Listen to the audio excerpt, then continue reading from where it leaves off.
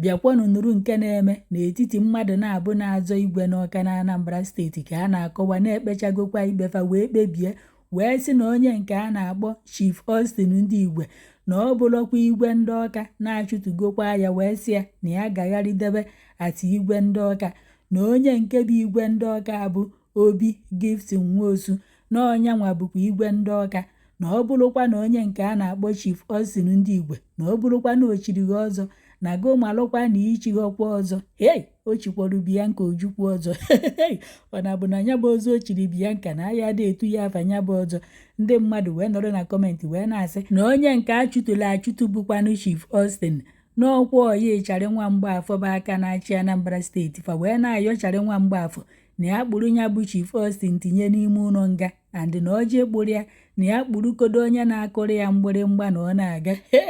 na ya tinyefa na-abụ n'ime ụlọ nga ka o wee dọọ ndị ọzọ aka na ntị na ọ bụrụ na o meghe onye bụ ife na echi niile na ofu onye ya amakapụtakwa n'obodo họpụta onye ya bụ igwe jekwa na-azọ si na enweghị ntaramahụhụ a na-enye ndị na-abịa etinye aka na ndị enyere igwe na ya emekwana na fa na-abụbọghị nwoke na ya kpụrụ ya na onye na-akụrụ ya mgbịrịmgba tinye n'ime ụlọ nga na ya bụ nwoke emetara ife o kwesịrị iji wee jee nga. Ife fụkwa na kọmentị ka m na-akọrọ unu mana ebe 3 years ago na ya efuru Ịcharị Nwa Mgbafọ ka o jere mmemme na nke Chief Austin Ndigwe ka Ịcharị Nwa Mgbafọ ruru ebe ahụ Ịcharị Nwa Mgbafọ wee were igwe eji ekwu okwu wee na-akọwa na aha azụ eze azọ na onye enyere eze na ndị ọzọ sọrịa ka ọ bụrụkwa n'igwe na ya ejikwa maka na ya na onye nke bụ Chief Austin bụ oyi wee tizie na onye nke enyere igwe gọọmenti nyere asambodo na ọ ya abụzi igwe ka onye kwa na oyi ya nwoke na ọ ya eme ya eme na aha azụ eze azọ na onye eze ruru na si hapụkwana ya ka ọ chịa wee nọrọ ebe ahụ wee na-ayọ oyi ya nwoke anụnwa bụkwanụ Chief Austin na ọ bụrụkwa ife ọ tụbara anya ọ bịarụ bụkwa na ife ọ na-afụ unu mana nke ikpeazụ a na mmadụ na-abụ na-azọ igwe n'obodo onye nke a na-agba ọfara saịdị nke ya onye nke ọzọ a na-agba saịdị nke ya onye nke anụnwa na-awa ji na-eri ji saịdị nke ya onye nke ọzọ a na-awa ji na-eri ji saịdị nke ya. Ịcharị Nwa Mgbafọ wee nọrọkwa ebe ahụ wee kwachala aka ya wee sị na ọ bụ ọkwa ife ejiri ebe ife ọ na-afụ ọ bụ buru echi niile ndị mmadụ pụọ fatị na ọ na-akwụnyere onye na-azọ eze azọ warị na gọọmenti enwego onye nyere asambodo wee nọrọ ebe ahụ wee na-ayọ oyi ya nwoke abụ Chief Austin na ya butuo na ya hapụ onye gọọmenti nyere asambodo ka ọ bụrụ igwe echekwa na ya bụ ife ebigwe okotorigba obi ọkwọ nke bụ na ya bụ nwoke pụtakwa na-agagharị si na onye nwa bụ igwe ndị Awka nke bụzi na ifu n'oge ekeresimesi ka onye nke bụ Bianca Ojukwu jere ochie ya ọzọ nke bụ na ndị na-afụ maka ndị igwe na Anambra steeti pụta wee dee n'ihu akwụkwọ na ya bụ ọzọ echiri Bianca ono na ọ bụrụkwa ezigbote ọzọ na Bianca ejeghọ n'aka onye kwesịrị ichi ya ọzọ wee jechie ọzọ na onye chiri Bianca ọzọ na gọọmenti amakwụ ya na gọọmenti enyeghọkwa ikikere ichi mmadụ ọzọ. Wee bụ na mgbe a ka Ịcharị Nwa Mgbafọ na-achị Anambra steeti pụtara wee dee n'ihu akwụkwọ ya wee sị na ya bụ ife ebigo na enough is enough na ọ chọghọzi nke ya ba apụta n'obodo mmadụ na-aba na-azọ igwe onye nke a sikwa ite saịdị a na-eme ife onye nke anụnwa esikwa ite saịdị anụnwa wee na-eme ife na ọ chọghọzie wee na-akọwa na ife na-ese okwu n'etiti ndị igwe na-aba anụnwa bụ na-agụnyekwuru ka ndị ụka si akwa ozu n'ọdụ ka onye abụ ife na-ese okwu nke bụ na ndị ụlọ obodo agbakogo aka ga-ekpe udo n'ebe fa na-abụ nọ ka ofu onye rituo na okweghị ndị ụlọ obodo ekpe. Ịcharị Nwa Mgbafọ wee kpọọ PG ndị Awka wee sị ya na ya nebakwa n'anya na ya bụ okwu ka o kpee udo na mmadụ na-aba ka ofu onye rituoro ibie nke bụ na ya bụ PG gbakwanụ mbọ mana ya bụ ife ekweghị ya eme o wee jekwurukwa Ịcharị Nwa Mgbafọ wee tị ya na ya bụ ife ekwelokwu ya ekpe na ya ma mmenwukwa ya bụ ife. Gọvanọ Soludo wee sị na ebe ọ bụ na odo etu anụnwa na ya ahọpụta kọmitii ya enebakwanụrụ ya bụ ife anya ka fa malụkwa n'ebe mmiri si wee bakwanụ n'opi ụgbọgoro malụkwa na onye kwesịrị ibu igwe Awka na o nwere ka ọ dị na-abatara na kapital Anambra steeti asị na na-azọ eze azọ na ụdịka ife anụnwa aha egosikwana na Anambra steeti dị n'udo na o kwesịghị ka abịa n'obodo mmadụ na-aba na-azụ igwe na ya na-amachiziri ya na nke ikpeazụ a na onye ọbụla ndị gọọmenti nyere asambodo na ndị ọzọ chagharịa n'ụzọ na ọ chọzikwa iji ntị wee nụ na-enyere onye anụnwa asambodo ofu onye apụta na-asị na onye nwa ka igwe ruru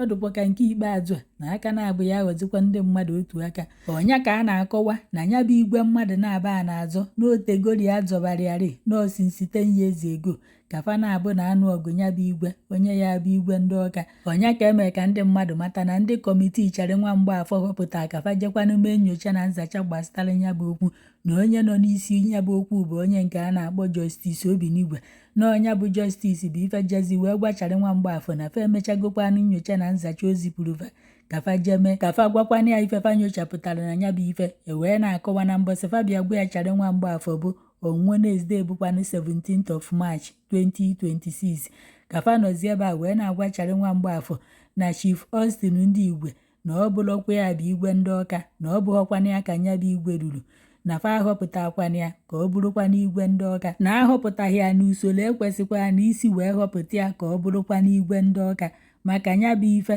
na ọ ya bụkwa igwe ndị Ọka na onye nke bụ Obi Gibson Nwosu bụkwana igwe ndị Ọka eze ụzọ nke abụọ na ọnyanwa bụkwa na onye bụ igwe ndị Ọka maka gịnị maka na fa je wepụ ya n'ụzọ iwu na-akwadoghị na Chief Austin na-ahọpụtara ya n'ụzọ iwu na-akwadoghị na onye nke bụzikwa n'igwe kịta anụnwa na-ewepụrụ ya n'ụzọ iwu na-akwadoghị wee sị maka ya bụ ife na onye bụzi igwe ndị Ọka kịta anụnwa bụ Igwe Obi Gibson Nwosu na ọnyanwa bụ igwe ndị Ọka kịta anụnwa eze ụzọ nke abụọ na ka ọ dị kịta na-ewerugokwa anụ ya bụ igwe wee nyekwa na onye igwe ruru onye obodo họpụtakwanụ ka ọ bụrụ igwe. Ndị mmadụ nọzi na kọmentị wee na-atị na onye nke bụ Chief Austin na ya bụ ife Icharị Nwamgbafọ gwara ya na ya rituo n'ọhịa ka e nyere igwe na ya bụ ife emechagwa wee mee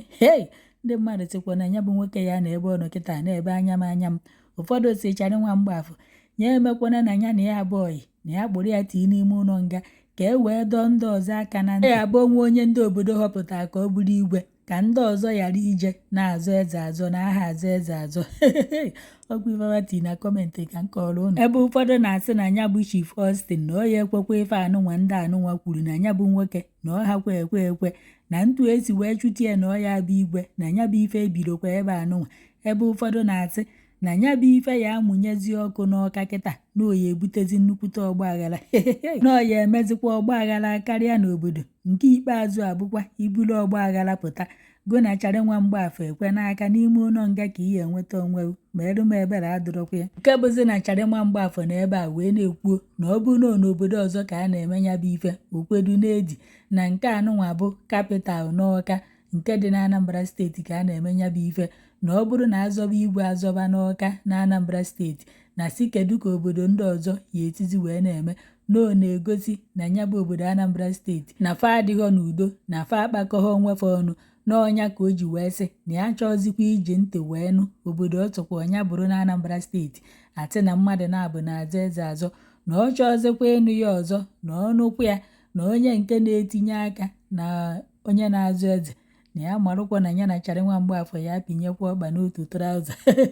ụfọdụ ndị mmadụ nọ na kọmentị wee na-asị na si kedu ife batara na ndị mmụta ọgọdọ na ikefati agba egwu na ọgba adịghị ka akọ ifu ndị enyere igwe ihe ama n'ọfa ndị echighị igwe ndị igwe erughọ fakọrị mgbịrịmgba si ibe fee kpuru nke a si ibe fa na-agagharị na-eme ka obodo niile fụfa ifuzi onye enyere igwe onye ada agagharị ka fati agagharị na si kedu ife butere ya bụ ife ama akwụmo ụfọdụ nọkwa na kọmentị na-atị na ya bụ ife ka dị n'obodo fa na-enwere igwe na-abụ na Anambra steeti na onye nke a na-awa ji onye nke a na-awa onye nke a na-agba ọfala onye nke a na-agba Icharị Nwamgbafọ sikwọrọfa na ya chọzikwa iji ntị wee nụ ya bụ ife na onye ọbụla gọọmenti jara asambodo tinye igwe na ndị ọzọ chakwarịa na eburukwa ikpe ọbịa n'Ọka aka na-abụ ya okweghị otu aka ihe ejekwa nga ka ị ghara ịtụkwa na m agbasaghọrọ onye bụ ozi anụta ka ala eze okwu ya bụ na eze na-eme ọfụma nụtakwa nke atị ka m bịa ka ala ụnụ ka ị ghara ịtụkwa na ịnụghọ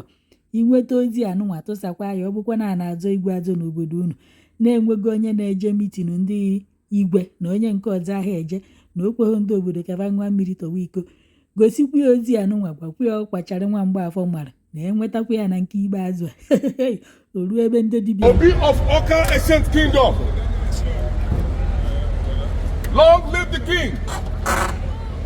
long live Awka Ancient Kingdom, His Imperial Majesty Azuso III, greetings to your throne, Awka Ancient Kingdom.